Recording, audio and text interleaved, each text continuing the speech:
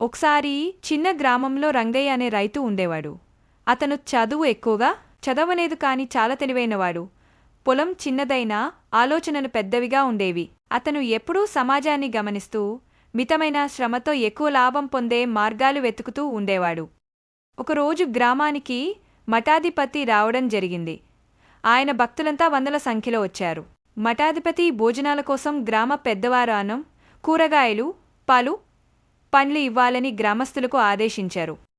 చాలామంది రైతులు తమ పొలం ఉత్పత్తిని ఉచితంగా ఇవ్వడానికి ముందుకొచ్చారు. కాని రంగయ్య మాత్రం ఆలోచనలో పడ్డాడు.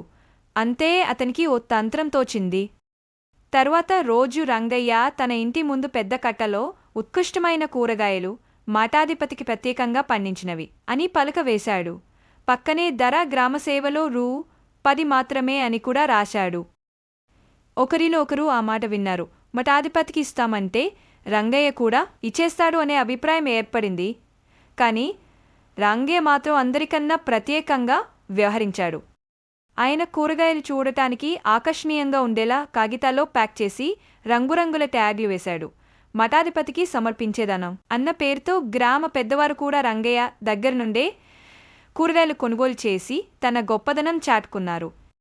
ఇంతలో మఠాధిపతి రంగయ్య ఇంటికొచ్చి ప్రశ్నించాడు, మీకు ఉచితంగా ఇవ్వలేనా? రంగయ్య నవ్వుతూ చెప్పాడు, దానం అంటే విలువ లేని దాన్ని ఇవ్వడం కాదు, నిజమైన విలువ ఉన్నదాన్ని మనశ్శాంతితో ఇవ్వడమే. కాని నా కూరగాయల విలువ ఈ గ్రామానికే తెలుసు. మఠాధిపతి ఆకర్షితుడై రంగయ్యని తన ఆశ్రమానికి ఆహ్వానించాడు. అలా రంగయ్య తెలివితేటలతో పేరు సంపాదించాడు.